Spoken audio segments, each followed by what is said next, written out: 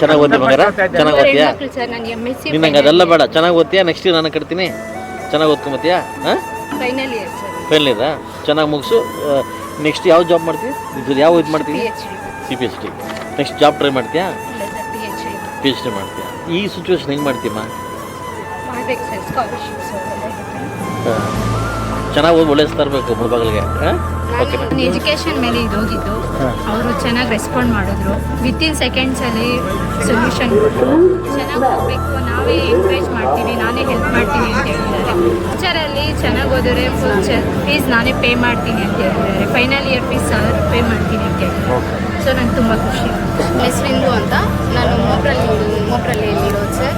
ನಮಗೆ ನಮ್ಮ ತಂದೆ ತಾಯಿ ಇಬ್ಬರೂ ಇಲ್ಲ, ತೀರ್ಕೊಂಡಿದ್ದಾರೆ ಅಂತ ಸರ್ ಹತ್ರ ಬಂದ್ವಿ. ಮನೆ ಸೋರ್ತಿದೆ ಅಂತ ಬಂದು ಸರ್ಗೆ ಹೇಳಿದ್ವಿ.